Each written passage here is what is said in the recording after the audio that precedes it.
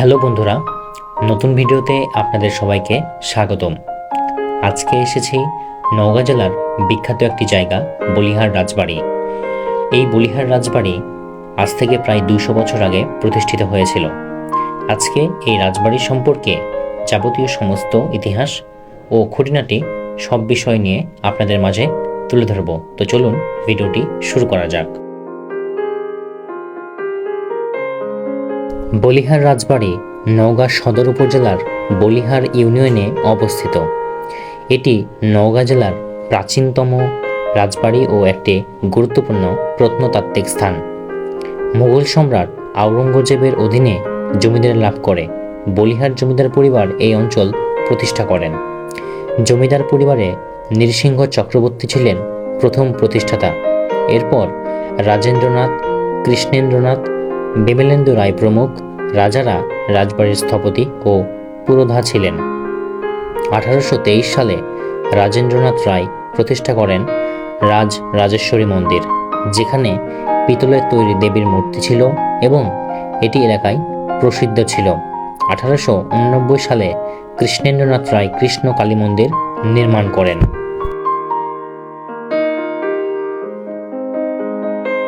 রাজবাড়িটি 3.5 acre আয়তনের জমিতে নির্মিত। সেখানে 3টি ভবন ও 2টি মন্দির ছিল, তবে একটি ভবন ধ্বংসপ্রাপ্ত। স্থাপত্যে রয়েছে ইন্ডো ইউরোপীয় শৈলী, ফ্রেঞ্চ স্টাইলের 2 স্তরের বারান্দা এবং জোড়া স্তম্ভ, গভীর কারুকাজ এবং টেরাকোটা কাজ। নজর কেড়ে নেয় বিশাল তোরণ, নাটমন্দির, রাজ ও রাজেশ্বরী মন্দির ও জোড়া শিব মন্দির আর জটিল কারুকার্য। কৃষ্ণেন্দ্রনাথ রায় বাহাদুর ছিলেন একজন উচ্চশিক্ষিত রাজা ও লেখক।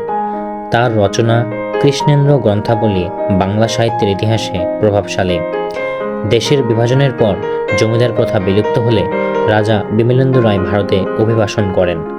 এরপর রাজবাড়ির যত্ন নেওয়া শুরু হয় ভাড়া এবং কর্মচারীর মাধ্যমে। 1950 সালের ইস্ট বেঙ্গল অ্যাসেস্ট অধিগ্রহণ আইন প্রণয়নের পর জমিদারত্ব বিলুপ্ত হয়। এরপর রাজবাড়ির অবস্থা ক্রমশ অবনতি হতে শুরু করে। 1971 সালে স্বাধীনতা যুদ্ধ চলাকালীন লোকাল মালামাল, কাঠ, ধাতু, আসবাব ও দেবীর মূর্তি লুট হয়। বর্তমানে একটি মন্দিরে ধর্মীয় পূজা এখনও চলে এবং স্কুলের একটি ভবন হিসেবে ব্যাপৃত অংশ পরিত্যক্ত আছে। কলেজের সামনে বা প্রাসাদ প্রাঙ্গণে আগে চিড়িয়াখানার আকৃতি ছিল, যেখানে বাঘ, ভাল্লুক, বানর, হরিণ প্রভৃতি পশু পালিত হতো। ঐতিহাসিক সাধারণ তথ্য, দিঘি ও জলাভূমি ছিল প্রচুর, প্রায় 330টি দিঘি ও পুকুর, যার মধ্যে মালাহার, সীতাহার ও অন্তাহার উল্লেখযোগ্য, এখন অনেকটাই বিলীন। বলিহার রাজবাড়িতে আসতে হলে আপনাকে আসতে হবে নওগাঁ সদর থেকে পশ্চিম দিকে রাস্তাঘাট প্রায় 14 থেকে 18 কিলোমিটার। ঢাকা থেকে সরাসরি বাস পাওয়া যায় নওগাঁর এবং সেখান থেকে স্থানীয় বাস বা যানযন্ত্রে এসে পৌঁছানো যায়।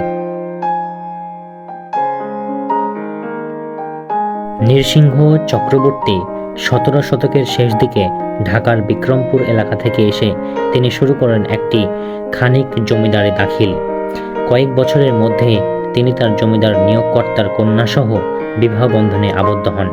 তার শ্বশুর তাকে যৌতুক হিসেবে তালুক প্রদান করে। এর মাধ্যমে বলিহার জমিদার পরিবার প্রতিষ্ঠিত হয়। তিনি বাংলার অঞ্চলে ঐতিহাসিকভাবে এক গুরুত্বপূর্ণ ভূমিকা পালন করে। শাসন কাঠামোয় অন্য ধরনের ঐতিহ্যগত শাসকের তুলনায় একেবারে ভিন্ন ধরনের পথ তৈরি করা যায় এমন উদাহরণ। পরবর্তী সময়ে তাদের পরিবারকে সহায়ক হিসেবে কিছু জমি দেওয়া হয় আওরঙ্গজেবের অধীনে। কৃষ্ণেন্দ্রনাথ রায় বাহাদুর ছিলেন একজন পরিবারের উল্লেখযোগ্য ও শিক্ষিত সদস্য।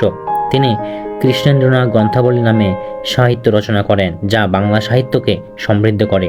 তিনি শুধু রাজা বা জমিদার ছিলেন না, বরং বাংলা ভাষা ও সাহিত্যে গুরুত্বপূর্ণ অবদান রাখা একজন লেখকও ছিলেন। নৃসিংহ চক্রবর্তী বিক্রমপুর থেকে আহরিত জমিদার প্রতিপক্ষের কন্যার সাথে বিবাহ, তালুক প্রাপ্তি, বলিহার জমিদার পরিবার প্রতিষ্ঠা, পরবর্তী পরিবারের অন্যান্য সদস্য আওরঙ্গজেবের কাছ থেকে জমি বা জাগির পাওয়া সমৃদ্ধ পরিবার হিসেবে গঠন করে।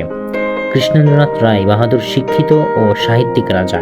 তিনি কৃষ্ণেন্দ্রনাথ গ্রন্থাবলী রচনার মাধ্যমে বাংলা সাহিত্যকে সমৃদ্ধ করেছেন।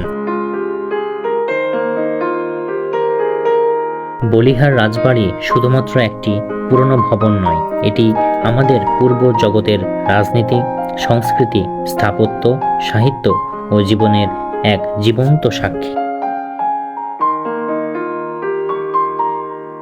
বর্তমানে এই রাজবাড়িটি গণপ্রজাতন্ত্রী বাংলাদেশ সরকারের আওতাধীন এবং এই রাজবাড়িটিকে দেখাশোনা করার জন্য কিছু সংখ্যক লোক নিয়োগ করা হয়েছে। তারা এই রাজবাড়িটি দেখাশোনার পাশাপাশি পরিষ্কার পরিচ্ছন্ন রাখে। এই রাজবাড়িটি দেখার জন্য প্রতিনিয়ত দেশের বিভিন্ন প্রান্ত থেকে লোকজন ঘুরতে আসে এবং ঘোরার পাশাপাশি তারা এই রাজবাড়িটির ইতিহাস সম্পর্কে এবং খুঁটিনাটি বিষয় সম্পর্কে জানতে আসে। আজ থেকে 200 বছর আগে প্রতিষ্ঠিত এই রাজবাড়িটি কত না ইতিহাস বহন করে, যা আমাদের অজানায় থেকে গেছে। এই রাজবাড়িটির বড় বড় খিলান ও উঁচু স্তম্ভ আছে। উপরতলার বারান্দা খিলান আকৃতির জানালা দিয়ে তৈরি। দেয়ালে লাল ইটের কাজ দেখা যাচ্ছে, যা পুরনো দিনের স্থাপত্যের বিশেষ বৈশিষ্ট্য।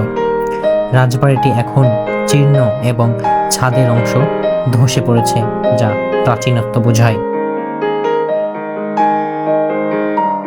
বর্তমানে এই ভবনটি পরিত্যক্ত এবং দেওয়ালে শ্যাওলা জমেছে, রং উঠে গেছে এবং কিছু অংশ ধসে পড়েছে। এই রাজবাড়ি গ্রামীণ ইতিহাস ও ঐতিহ্যের জীবন্ত সাক্ষ্যে। গবেষণা, ফটোগ্রাফি এবং পর্যটনের জন্য এই ধরনের রাজবাড়ি আকর্ষণীয় স্থান। সংরক্ষণ করলে স্থানীয় মানুষদের জন্য কর্মসংস্থান তৈরি হতে পারে এবং ইতিহাস জানতে ভবিষ্যৎ প্রজন্মের জন্য এটি মূল্যবান সম্পদ হয়ে উঠবে।